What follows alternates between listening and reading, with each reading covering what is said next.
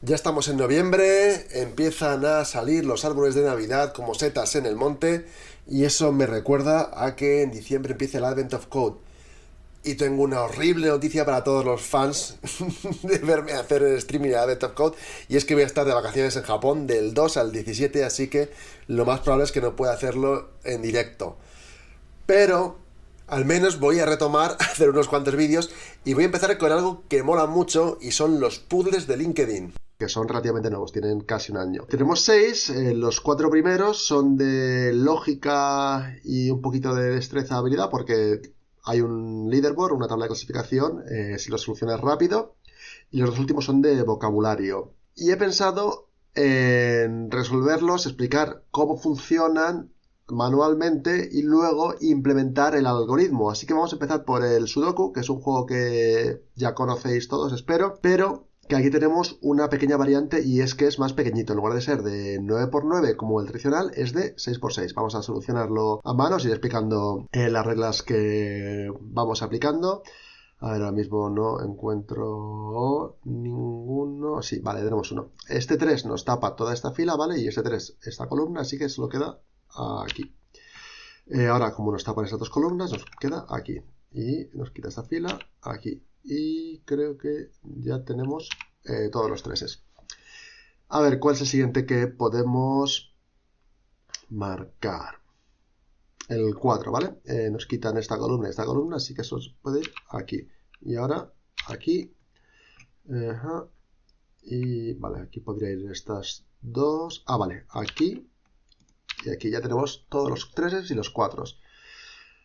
A ver, ¿a por qué número vamos? El 2. Vale, esta nos lo quita este de aquí, así que aquí, porque esta está aquí. Aquí ya solo nos quedan el 1 y el 5. El 1 nos lo quita aquí, así que el 1 va aquí y el 5 aquí. Y aquí nos queda otro 1.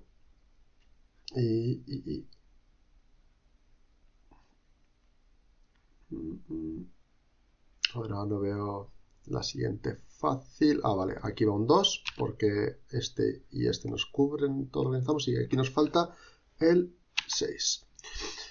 Y aquí nos faltaba el 5. Y aquí nos falta el 6. Ajá. A ver qué números nos faltan aquí. Nos faltan el 5 y el 1, ¿verdad? Que no tenemos nada aquí, así que vamos a ver aquí que nos falta el 5 y el 6, que tampoco los tenemos por ningún lado en estas columnas. A ver. Ajá. Ah, mira. Vale, el 2 lo quita aquí y aquí, o sea que va aquí. Y ya aquí solo nos queda el 1, ¿verdad? Así que el 1 nos lo quita este y este, va aquí. Vale, el 2 no puedo ir aquí. Pensaba, ya estaba ahí, me he equivocado. A ver.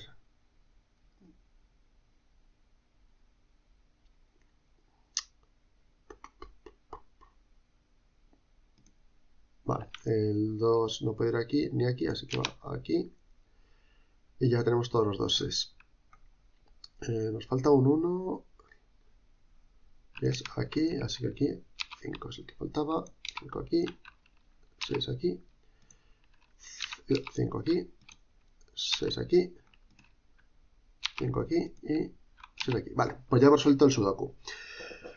2,53, no un tiempo especialmente bueno. Pero bueno, ya veis la idea, ¿vale? Podemos ir haciendo eliminaciones.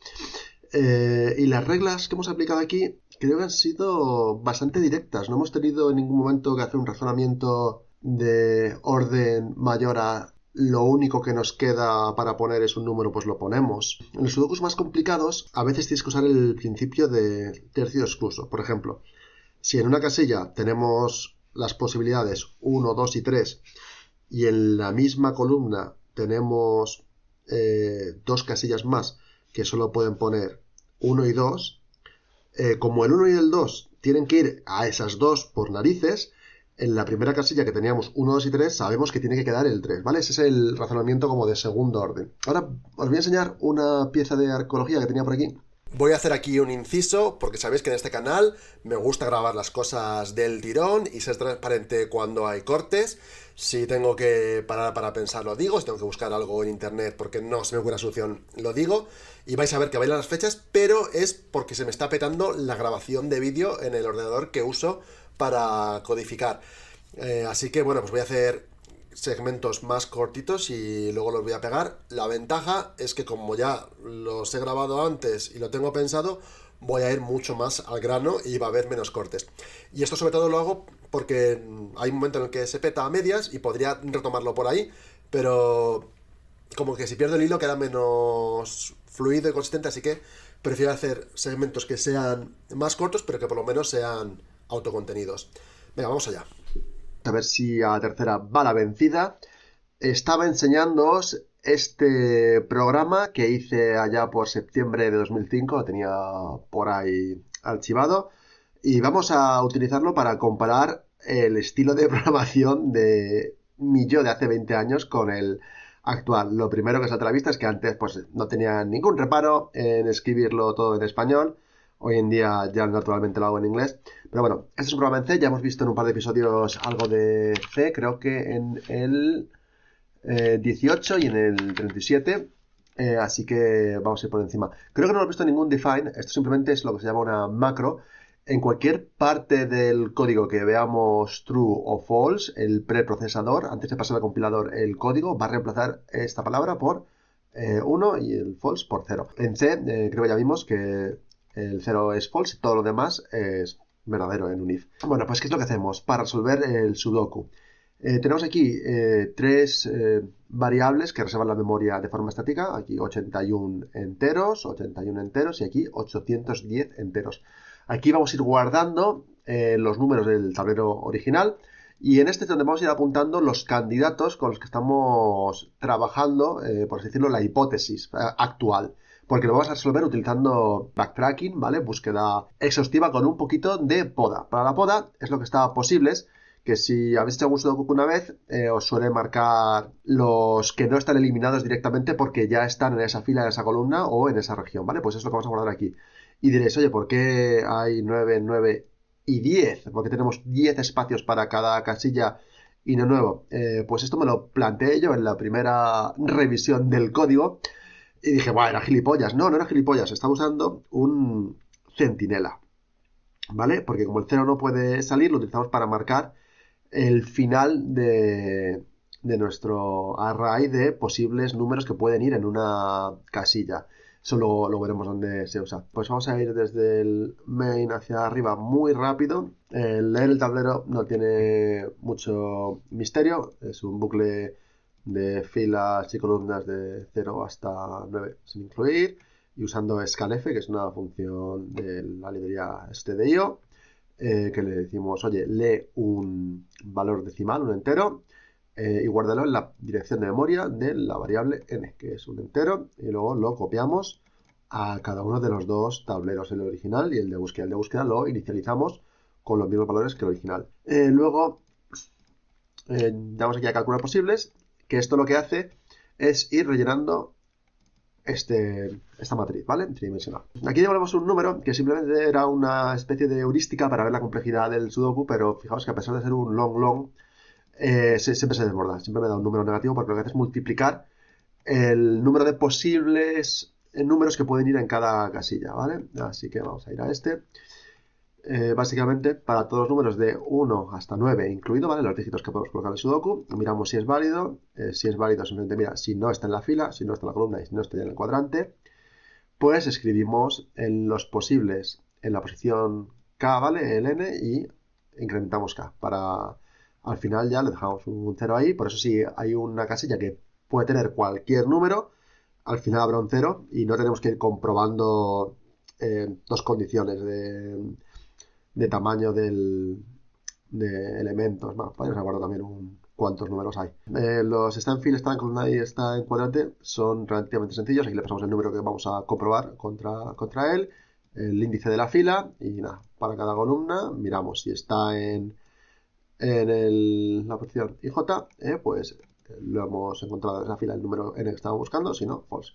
Columna lo mismo, pero en lugar de variar la columna, pues variamos la fila. Y el del cuadrante es un poquito más delicado, porque aquí tenemos que llamarlo habiendo dividido anteriormente la fila y la columna de la casilla que estamos buscando en el cuadrante entre 3, ¿vale? Aquí lo dice. Dice que son las coordenadas del cuadrante, no de la casilla en sí. Así que bueno, pues es un buclecillo igual, pero aquí sí que variamos los dos índices. La verdad es que usar K y L no fue la mejor idea, debería haber utilizado quizás variables más descriptivas. Y aquí está la chicha del algoritmo, ¿vale? Después de calcular posibilidades, imprimimos un par de cosas y resolvemos. La resolución, ¿cómo funciona? Empezamos en... A ver, ¿desde dónde empezamos? ¿En 0, 0 o en menos 1, menos 1? No sé dónde empezamos. ¿Dónde está? Resolver recursivo 0, ¿vale? A ver. Pues aquí básicamente calculamos en SI y SJ, supongo que era de siguiente fila y siguiente columna, las coordenadas. Esto mira si nos hemos pasado de columna, si hemos llegado a la 9 que no existe, pues la ponemos a 0 y avanzamos fila, ¿vale? Si en la posición original con la que nos han llamado hay un número ya puesto, es decir, no tenemos que hacer ningún cálculo, simplemente llamamos a resolver recursivo con la siguiente casilla, ¿vale? La que está a la derecha o en la siguiente fila a la izquierda del todo. Si no tenemos una en la posición original, lo que hacemos es, para todos los números que hay en el array de posibles para i, j, esta condición de aquí, ¿vale? Si os acordáis, un for tiene inicialización, condición y actualización de la variable. Esto es una asignación. Esto cuando lo vi ayer o antes de ayer, cuando en la primera pasada del problema, me llamó la atención porque es listo pero no inteligente, ¿vale? Porque estamos aquí haciendo una mutación que además, si el resultado de esto, si n es 0, se evalúa como una expresión false y va a salir del bucle. Esto es donde se usa el valor del centinela. Lo que os dije de ponemos un 0 al final era para terminar este bucle, ¿vale? Así que bueno, miramos si es válido. Es válido, ya lo usamos al principio. Esto, no sé si os fijasteis antes, esto es comprueban en el tablero de búsqueda, ¿vale? Así que según vayamos poniendo en el tablero de búsqueda candidatos, esto devolverá valores distintos, ¿vale? Y si después de poner un número que es válido hemos llegado a la última fila y a la última columna, eso quiere decir que hemos terminado. Devolvemos true para indicar éxito. Y si no hemos llegado a la última, pues volvemos a llamar. Esto la verdad es un poco feo. Esto estaría mejor al principio, la verdad. Y para este bucle dejarlo un poquito más sencillo. Esto estoy por cambiarlo. Ya hice un mini cambio. Antes tenía este tablero de búsqueda igual a 0, que es el que lo deshace la hipótesis cuando hemos llegado al final del bucle y ninguna de las posibilidades ha encontrado la solución, pues lo volvemos a marcar como 0, ¿vale? Esto antes lo hacía aquí en cada iteración del número, pero se puede hacer al final antes de devolver false. Bueno, pues esta llamada es la llamada recursiva, ¿vale? Si hemos hecho una hipótesis, decimos, oye, sigue comprobando hipótesis en la siguiente casilla. Bueno, pues esto eventualmente, después de tener una profundidad de pila de llamadas de 81 llamadas, devolverá true en alguna de esas exploraciones del árbol de búsqueda. Y eso es todo. Vamos a probarlo. Vale, ya está compilado. Tengo aquí un sudoku de prueba. Vale, y termina súper rápido. Vamos a meter el tiempo. A pesar de hacer una búsqueda exhaustiva a lo bruto, mira, tarda 5 milésimas de segundo. Y como no quiero que se me pete a medias, voy a parar la grabación y luego hablaré de la solución que he hecho ahora. Hay otra ventaja, además de ensayar los vídeos porque se grababa mal, y es que he podido probar con más sudokus. Normalmente entre semana los puzzles de LinkedIn son más fáciles que el fin de semana, no sé por qué. Y el caso es que había cometido un error de bulto en mi solución hecha en TypeScript, que ahora veremos. Así que vamos a ver un poquito de estrujarnos el cerebro en vivo. Y espero que no se pete el vídeo. Y ahora vamos a ver la versión de 2025, que es un poquito más sofisticada que la versión que hice hace 20 años en C. Aquella que acabamos de ver está hecha, pues eso, de fuerza bruta, explora exhaustivamente todas las posibilidades hasta que encuentre una solución que no incumple ninguna de las restricciones. Esta, sin embargo, la he hecho intentando reproducir el razonamiento lógico que seguimos cuando solucionamos un puzzle a mano. El puzzle que hemos visto al principio era muy sencillo, por lo cual lo único que había que hacer es en nuestra lista mental, ¿vale? Porque no lo estamos apuntando, sin embargo sí que se puede utilizar un modo de dejar notitas de las posibilidades en el propio juego. Bueno, pues era eso. Una vez que ya teníamos una casilla que solo tenía una posibilidad, la marcábamos y actualizábamos la lista de posibles de todas las demás. De hecho, lo tengo aquí, notes on, o sea, si marcamos, por ejemplo, aquí 3, 4, 5 y 6, ¿vale? Esto es lo que digo de notas. Pues eso, quitábamos de las notas de posibles, aunque lo llevábamos en la cabeza, basándonos solo en una única casilla que ya estaba con una solución única puesta. Pero hay un razonamiento de segundo orden, que es que si hay un par de números que son los únicos que aparecen en dos casillas, las demás que están en el vecindario común de esas casillas, ya sea si son dos casillas en la misma columna, pues el resto de casillas de esa columna no pueden tener ninguno de esos dos números, de ese par de números. De hecho, vamos a ver si lo podemos poner aquí. A ver, por ejemplo, aquí tenemos 3, 4 y 6, ¿verdad? Aquí tenemos 4, 5 y 6. Y aquí tenemos 4, 5 y 6 también. Si no me equivoco, aquí tenemos 1, 4 y 6. Aquí, ¿qué tenemos? Pues tenemos casi todo. Podemos poner 1, podemos poner un 2, el 3 no porque está arriba, el 4 y el 6. Y aquí, ¿qué tenemos? El 1, el 2, 4, 5 y 6. ¿Vale?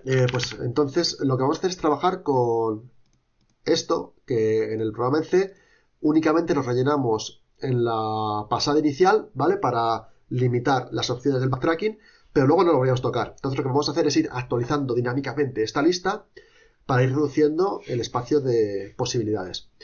Y ahora lo que iba a contaros del razonamiento de segundo orden. Supongamos que aquí tuviésemos otra casilla que tuviese 4, 5 y 6, ¿vale? Pues si 4, 5 y 6 tienen que repartirse entre tres casillas, sabemos que aquí podríamos quitar el 4 y el 6, porque tienen que estar junto con el 5 en esas tres casillas. Entonces aquí ya solo tendríamos de posibles el 1 y el 2. Y aquí igual, podríamos quitar el 4, el 5 y el 6. Entonces, pues eso. Y pues también funciona con dos casillas. De hecho, lo más fácil de ver es que si hay una pareja de números que se repiten dos casillas, pues los quitamos del resto. ¿Vale? Entonces, en ese principio me basaba para este resolutor.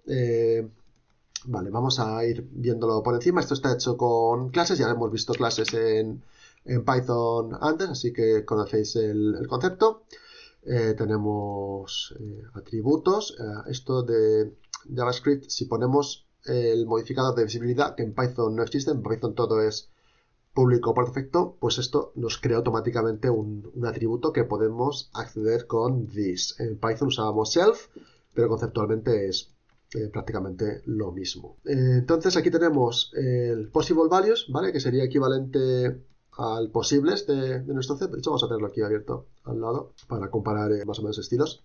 Hay una diferencia, y es que aquí, por tenerlo en un mapa o hash o objeto, las claves, al igual que en Python, tienen que ser hashable e inmutables. Y en Python teníamos tuplas que eran inmutables, que podíamos utilizar para utilizarlas como clave de diccionarios. Pero en JavaScript no tenemos tuplas. Lo más parecido es utilizar arrays y no podemos utilizar un array como tupla. Entonces lo que hacemos es convertir el sistema de coordenadas de dos dimensiones en una dimensión, ¿vale? Esta es la formulita de multiplicamos la fila por el tamaño de la fila y le sumamos la columna. Entonces, pues los de la primera fila irán 0, 1, 2, 3, 4, 5 y en la segunda fila el primer elemento pues será 6, luego 7, 8, 9, 10, etcétera. Esto es simplemente, pues eso, para tener un poquito más fácil. Esta función, el método de la clase, lo único que hace es transformar las coordenadas al índice del diccionario y nos lo devuelve. Esto es muy parecido a lo que teníamos aquí de está en fila, lo único que en lugar de pasarle el índice de la fila y el número que queremos comprobar, esto nos va a devolver los índices, ¿vale? Y luego ya desde fuera haremos la comprobación. Esto es más extensible porque podemos reutilizar este código en más situaciones. Lo único que también es más caro de ejecutar porque los generadores no son súper eficientes en velocidad muchas veces.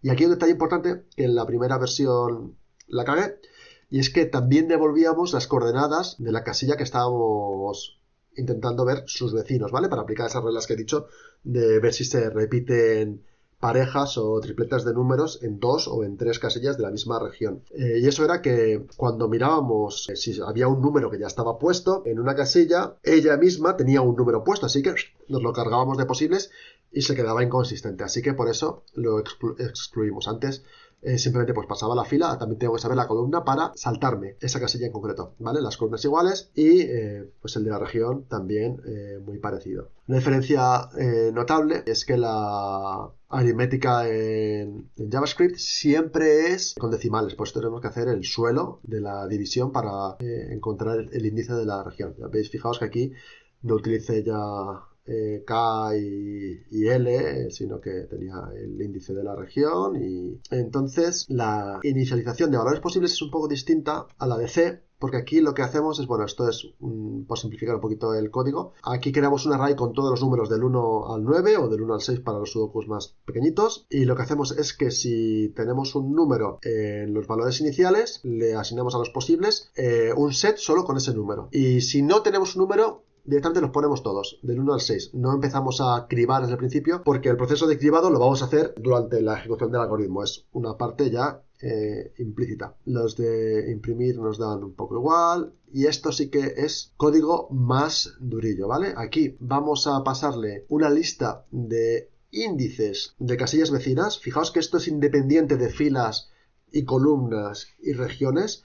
Por eso aquí lo que hacemos es devolver índices, porque vamos a poder reutilizar el mismo código independientemente para qué tipo de restricción. Y eso es porque la forma nos da igual, ¿vale? Son restricciones que se aplican a una región cualquiera. Bueno, si fuese uno de aquellos, ¿cómo se llamaba? El super sudokus que tenían como diagonales, pues sería simplemente aplicar el mismo algoritmo proceso de eliminación a una región distinta, pero nos da igual absolutamente la forma que tengan. Así que esto es un mecanismo mucho más genérico que luego vamos a poder reutilizar en los otros problemas que vamos a querer resolver de LinkedIn también. Pues entonces, ¿qué hacíamos aquí? Aquí esto empezaremos mirando de orden 1, es decir, la eliminación directa que hacemos siempre, y si no encontramos ninguno de orden 1, pues iremos a orden 2 a ver parejas de números y luego tripletas, cuatripletas, etcétera. Y esta parte es un poco costosa porque lo que vamos a hacer es mirar todas las combinaciones del tamaño de los números que queramos comparar. Si vamos a mirar parejas de números, pues miramos las combinaciones de 2 elementos de los índices posibles. Si queremos mirar tripletas, pues miramos las combinaciones de 3 elementos. El código de combinaciones en Python ya lo habíamos utilizado con itertools, pero no lo habíamos escrito a mano. Así que en JavaScript, que no viene con las pilas incluidas como Python, tenemos que implementarlo nosotros. No sé si merece la pena que me meta en la implementación. No es la más eficiente porque copia elementos unas cuantas veces y aquí muta una lista, pero básicamente lo que está haciendo es que empezamos por el primer elemento y recursivamente decimos, oye, concaténamelo con las combinaciones de un elemento menos del resto, ¿vale? Entonces, si aquí hacemos 2, vamos a pillar 1 con las combinaciones de un elemento de 2 y 3, de 2, 3, 4. Entonces nos va a salir 1, 2, 1, 3, 1, 4. Después nos saltamos el 1 y decimos, oye, concaténame el 2 con todas las combinaciones posibles de 3 y 4. Entonces nos va a salir 2, 3, 2, 4. Y ya el del último caso nos queda 3, concaténamelo con todas las combinaciones posibles de el conjunto únicamente de 4, que solo hay 3, 4, ¿vale? Y entonces aquí esta es la condición de salida. Ya si nos pasan tamaño 0 o no nos quedan elementos, pues no hay nada que combinar. Y luego aquí tenemos también algunas funciones utilitarias para ver si dos conjuntos son iguales, porque en JavaScript, que es un lenguaje un poco de mierda, el operador de igualdad con sets que son estructuralmente iguales devuelve false, ¿vale? Es un operador de identidad, no hay una forma fácil de comparar si dos sets son iguales. Vamos a ver, si ponemos S1 es igual a new set de 1, 2, por ejemplo, y S2 es igual a new set de 1, 2, en Python esto debería ser true, pero aquí es false, y entonces hay un equals, a ver. no hay un equals. Lo que hay es un intersection. Podemos mirar si la intersección de S1 y S2 tiene el mismo tamaño, pero bueno, es más farragoso. Y de hecho, no sé por qué, no me pilla los métodos de set que no sean size, add, hash, for each y values. ¿Veis la unión, intersección, clear y tal? El tipado estático de TypeScript no me los pilla, así que por no andar tocando mucho uso el hash. Esto también lo podemos utilizar, ¿vale? Que es para cuando hemos visto que en una combinación de casillas todos los posibles valores coinciden, pues podemos eliminar, ¿vale? Esta parte es un poco difícil. La implementación natural es que si no hay nada, devolvamos true, ¿vale? Que sería la forma natural de llegar aquí. Pero he añadido esta condición porque aquí, si no teníamos nada que comparar, y esto es true, va a devolver possible values array de 0.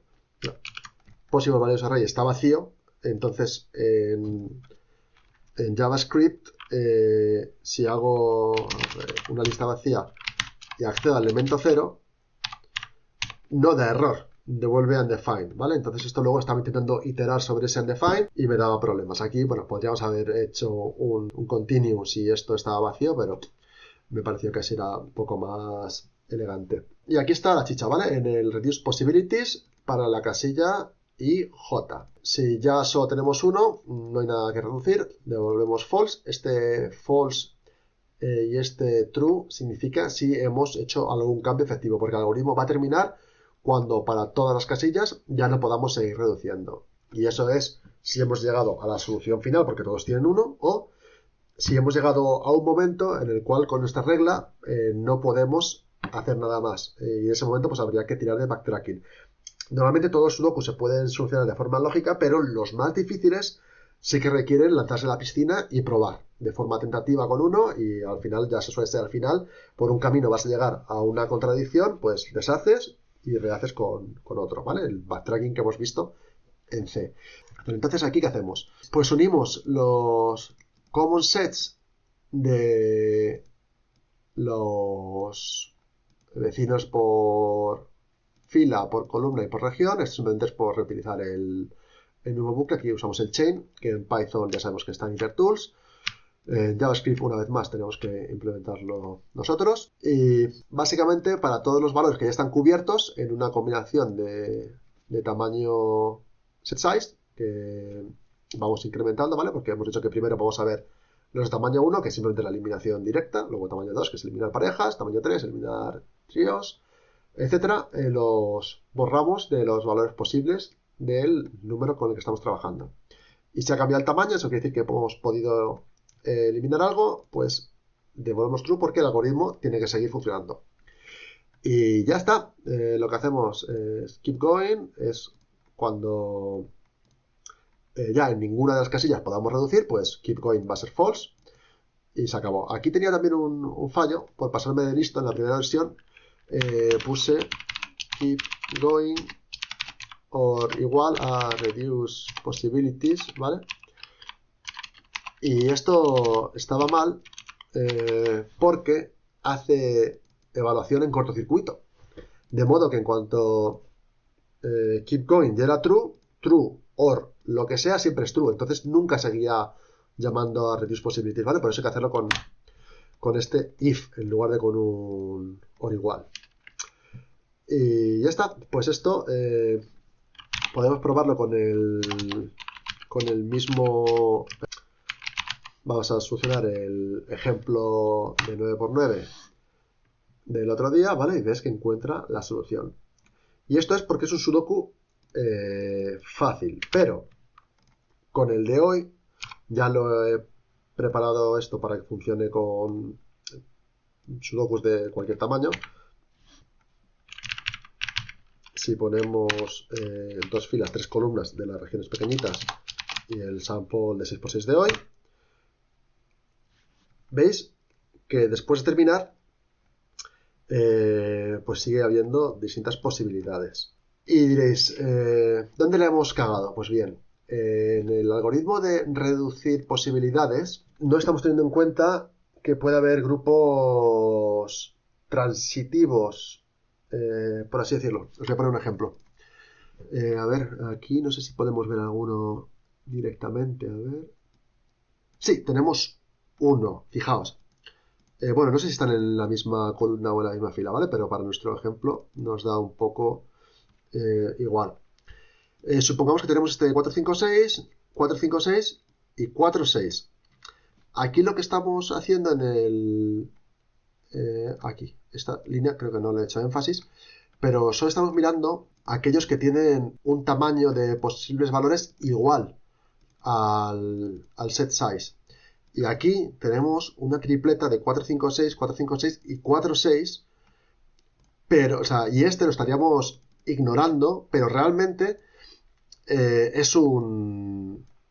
podríamos utilizarlo, ¿vale? Aquí dentro, porque son 3 números que están cubiertos entre 3. No tienen por qué ser exactamente iguales en los 3. Y lo mismo si tuviésemos 4, 5, 6, 4, 6 y 5, 6. ¿Vale? Los 3 números están cubiertos en 3. No tienen por qué ser exactamente los mismos 3 números en los 3. Igual podríamos tener 1, 2, 2, 3 y 1, 3. Son 3 números que aparecen únicamente en 3 casillas. Así que vamos a arreglar este código a ver si así funciona. Estoy pensando a lo mejor, aquí me va a venir bien hacerlo de tipar el objeto set, porque lo que quiero hacer es si la unión de todos los índices de la combinación tiene el tamaño de la combinación, ¿vale? Eso es la forma genérica de expresar que si juntas todos los números, me da igual cómo estén repartidos, cubren n casillas. Aquí voy a cortar unos minutos en los que intento configurar los tipos de set, unión, intersection y tal, pero como no lo uso, fuera. Aquí yo creo que simplemente con filtrar los que son menor o iguales nos vale, porque vamos a incluir los más pequeños. Lo que no sé es qué hacer con los de 1, porque estaría bien cargármelos si no estoy mirando set size de tamaño 1, porque pues una vez que ya tenemos uno de tamaño 1 va a activarlo, no tenemos por qué utilizarlos en combinaciones de niveles superiores, simplemente para que el número de combinaciones sea más pequeño y no tarde demasiado. O sea, va a funcionar igual, ¿eh? Pero vamos a dejarlo así por ahora. Ya veremos optimizaciones más adelante. Y ahora aquí en el Possible Values, aquí lo que tenemos que hacer es, en lugar de all sets equal, tenemos que hacer la unión de todos. Vamos a poner... mira. No sé si me está escuchando esto. Vamos a poner values union es igual a...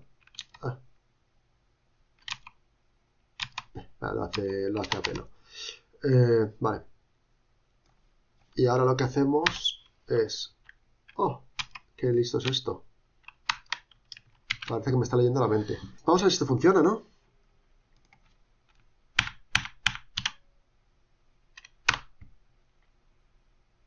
Ahora sí ha funcionado. Maravilloso. Vale. Perfecto. Estoy por cambiar el código para imprimirlo guay. Venga, vamos a decirle que nos lo haga ChatGPT. Porque la parte de imprimir ya no es tan divertida.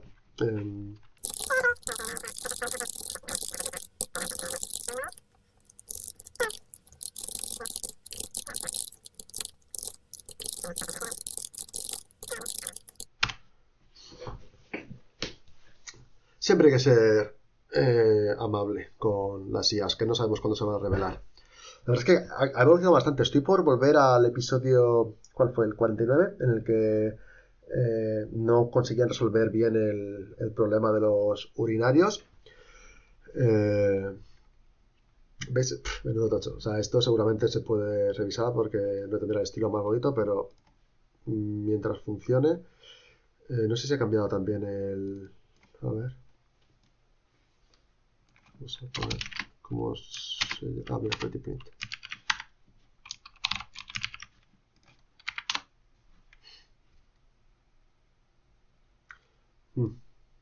No queda guay.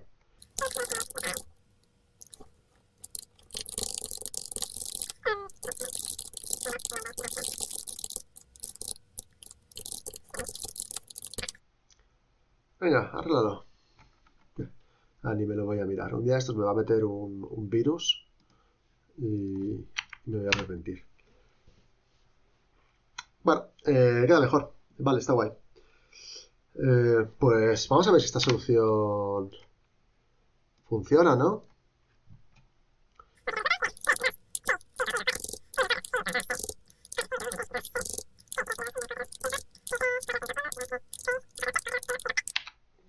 ¡Tachán! Vale.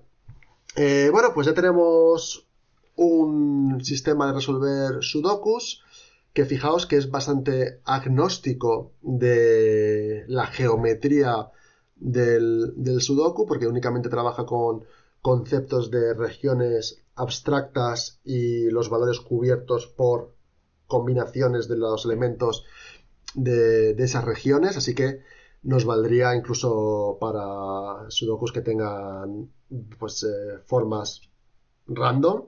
Y ya está, espero que os haya molado la idea. No sé si hay, estaba pensando, podría quizá este bucle interno aquí del size sacarlo aquí fuera para que si hay una casilla no tiene una solución de orden 1 que simplifique, pasa a la siguiente y solo sin ninguna casilla se puede solucionar con el orden 1, pasar al orden 2. Quizá en el siguiente episodio lo mejore, ¿vale? Bueno, pues ya estamos. Muchas gracias por haber llegado hasta aquí. Disculpas por la diferencia de voz de cuando se me ve la cara cuando estoy en el ordenador. Es porque estoy usando micros distintos. Intentaré arreglarlo en episodios posteriores. Y nos vemos en breve.